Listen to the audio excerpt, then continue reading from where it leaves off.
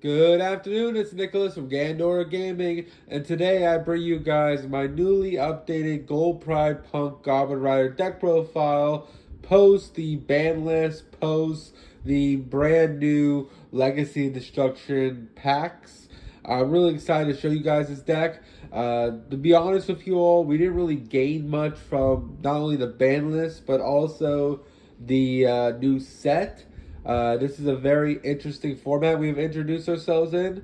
Droll is falling out of favor just because the new Tenpai archetype really does not give a fuck about Droll or Lockbird. So, honestly, this is probably the best time to play this deck because, one, it's a very powerful combo deck that can make some really, really insane boards.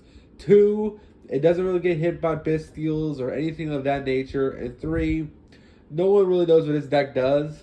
Thus, you can play around with some really cheeky hand traps and really just pop off to your heart's content and make some really, really powerful and interactive boards. With the banning of Baron and Boral Savage, you do have access to one of the only monster negates in the game now. Well, at least one of the easier monster negates to make, that being Utopic Draco Future. This is a boss monster I had in previous builds, but I honestly took out just because in order to make Draco Future, it requires 2 rank 3s to go into Utopic Future, and then you stack on top of that Utopic Draco Future. So I felt like it was a lot of commitment for one XYZ, which was a monster negate steal. Don't get me wrong, that's pretty insane. Not to mention can't be destroyed in battle or card effects is also really, really good. But I felt like requiring 5 slots in the extra deck was just too much. And honestly, I was almost about to show you a build of playing the Ghost Trick package again. If you don't know, the Ghost Trick package requires literally 5 slots in order to do it because it requires Utopic Draco Future, Future himself, 2 Ghost Trick rank 4s, and then of course the 1 Alucard, so that's 5 slots. And that honestly takes up too much space. You can't fit the full armor XYZ package if you did that.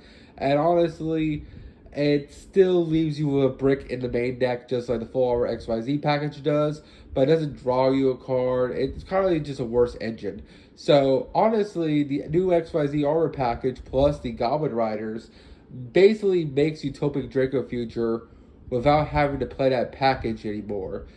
Basically, the whole combo now is that basically Gabunga, even though he's a really, really cool monster that is technically an interruption on your opponent's turn, he's honestly a little impractical, to be honest with you. Yes, he does absorb a monster, which is cool, but he does target, which really sucks, and he only absorbs a monster when an XYZ on the field detaches for material, which honestly our end boards usually didn't do unless you end on like a Gossip Shadow or something like that. So honestly, it was kind of really hard to proc his effect. So basically, the new combo now is that you do the same thing we were before, where any 2 level 3s equals Gabunga. Gabunga effect gets you a Dug the Assaulter. Dug the Assaulter is basically 2 material because he searches the E-Telly card and basically allows you to form Chariot Carry, and a Chariot Carry allows you to have another level 3 to access another rank 3. And basically, a gimmick now is that you're going to use the Chariot Carry and the Gabunga in order to make Utopic Draco Future by stacking Utopic Draco on top of both of them. And yes, you do lose access to Gabunga, also multiple activations of Chariot Carry.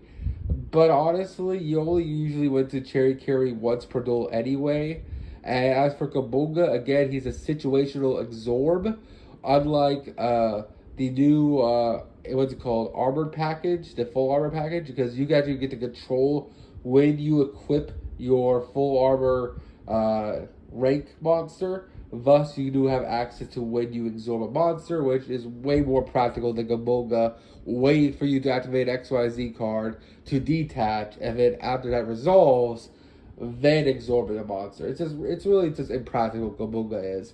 He's really cool. Don't get me wrong. I still think Gabunga is a really, really insane combo enabler, but you need to stop thinking of him unless you're playing pure as a removal option. I think I got a little too focused on that with Phantom Nightmare and pre Phantom Nightmare. I kind of just saw how do I get multiple absorptions with Gabunga when really I should have just been looking at it as it's just an extender in order to make a better board. And Utopic Draco Future is just better than Gabunga in every single way. He's just a monster that gates steel, which is just absolutely incredible. And he's a 3K attack, which can be destroyed by card effects, which is also just pretty insane. As for the standard ratios in the main deck itself, I think this is pretty self-explanatory. I think the Punk ratios, the Gold Pride ratios, and the Goblin Rider ratios are perfect. You only need the 3 Goblin Riders. I know that sounds really weird, but they basically are an engine. Any 2 level 3s equals Gabunga, and then Gabunga gets Dug, and Dug is your full combo because Dug detaches material, despite some of this stuff. He then searches your spell card, which is the E-Telling for the deck, and then you activate it, detaching the remaining material off Gabunga, special summoning off the search you do off the E-Telly, and then you just have a free rank free, which is really, really good. Ultimately, I really do think that the Gold Pride ratios are also really good. I thought about putting in the brand new Gold Pride monsters that we actually do get in Legacy of Destruction. That being the new Annihilation cards or Assassinator cards, whatever you want to call them. They're really cool, but ultimately they still need some testing before I actually will put them in a deck. Not to mention, the Synchro isn't really the greatest. Like, don't get me wrong, it is a pop of an extra deck monster, which is really, really good. But that's the issue. It's only on your opponent's turn, and it only pops extra deck monsters. We already have better removal. Like, one, we have Amazing Dragon, which bounces everything back to hand. We also have Roller Bar, which absorbs everything. And in a couple of sets, once we get Illusion, I forgot the whole set's name. It's like Illusion something. We get the brand new Whitewoods archetype, and we get the brand new level 6 Synchro, which just Book of Moons everything. So honestly, I just didn't really feel like the what's it called? It wasn't doing enough, in my opinion. So ultimately, I feel like the package, the new cards for the Gold Pride are cool. I do want to experiment with the new level 5. My biggest issue with him is that he's a tuner. If he basically just said, hey, banish a token, banish a Gold Pride from grave, special summon a level 3 token, and that token is a tuner, and you're locked into Gold Prides using the main monster, I would completely go for it, because basically what that means is that it's a 1-card synchro summon.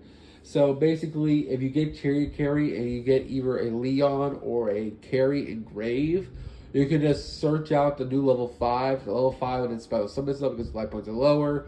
It will banish the Carry from grave, and then it'll create a token, and then you just synchro into the new guy. But the biggest issue is because the main deck monster is a tuner, it doesn't really work well with any of the Punk monsters. All the main deck Punk monsters, besides the higher level ones, are tuner monsters, meaning the only way you're able to synchro summon, like without using his effect, is if you use the Goblin Rider cards or Chariot Carry herself, and that's really it. There's not really any other ideas. Like, there was a time when Baron was legal that, hey, Rollerballer or Deer Note plus this dude equaled Baron, because 2 level 5s equals 10. But honestly, now that Baron's gone, it's kind of just cheeky, and the card's basically a brick. Until we figure out a correct combo with it, honestly, I'm just going to leave it out until I figure that out. But more testing is to be done. I'm not going to write the card off, but I do feel like the second or third wave of Gold Pride, whatever you want to call this, I think it's the third wave. Yeah, it's the third wave of Gold Pride. It was a little lackluster, honestly. I feel like the other 2 cards that Goaty and the other archetype got, the what's it called, Labyrinth archetype that isn't Labyrinth, like Wall Labyrinth archetype, Gate Guardian archetype, they got better support than we get for our third wave of Gold Pride, which really, really sucks. Like, I would have loved if we got like the cool support that the Goaty got or what the Gate Guardians got. I feel like their support's actually really good, and ours is a little subpar, so we just gotta deal with it. But again, Punk ratios, they're pretty perfect. I feel like I just ironed them out. I feel like Ogre Dance is a must-have 3 of. I know most, if not many, of the Punk decks you see online, they don't play Ogre Dance at all, or if they do, they play as a 1 of. But honestly, it's such a good card. It gets so many plays started. Like literally, you just want to boost consistency. That's really the whole point of this deck. That like the punk combo is either just E-Telly by itself, or it's what's it called Xiamen, Ogre Dance, or Foxy Tune plus a discard. Literally, that's it. Foxy Tune plus a discard is full combo for the punks. Ogre Dance plus a discard is full combo for the punks, and Xiamen is full combo with a discard for the punks. So honestly, I feel like you just want to max out your starters. Also, it allows you to play around against removal or hand traps.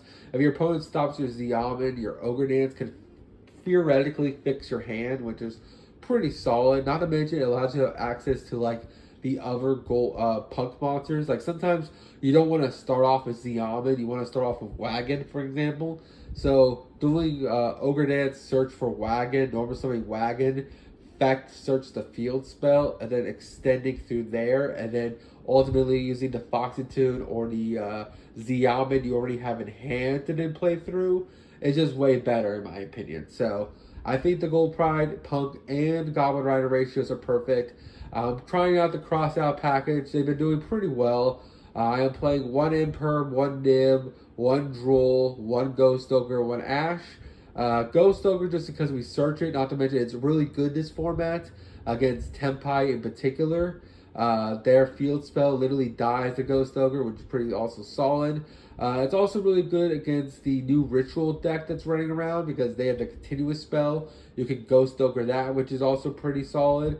It's also really good against the Fusion, what's it called? The Fiend deck, the brand new Ubel archetype, you know what I'm talking about? Because they also have a continuous spell that's like part of their whole combo. So Ghost Ogre that's also really good. So Ghost Ogre is just really good this format. It just is. And the fact that our deck can search it in our combo is just perfect in my opinion. As for the other hand traps, these hand traps are just very popular. Valor isn't really popular right now, so Valor's is not in the list. Personally, Valor's has always been better for Gold Pride Puck because you do have to draw during the end phase. So if you draw into, let's say, a Nib or an Imperm, it's kind of a dead card because we already have an established board. So we can't actually use those cards unless it's like a last resort and our whole board's cleared for some whatever reason. So honestly, I'm not really a big fan, but you do need to have them for cross-out targets. So they are one and each. And then of course Ash and Droll are just like generically good. I know Droll really isn't that popular in this format, but it's still like hoses your deck really, really bad. As much as I love this deck with all my heart, Droll still kicks his deck's ass really, really badly. So you still gotta play cross out for the Droll. And yes, Droll's a 1-0, so you just hope you don't draw into it. Honestly, that's pretty much it for ratios. I think everything's perfect here. Everything else is self-explanatory. I'm going to show you guys some combos and some duels now.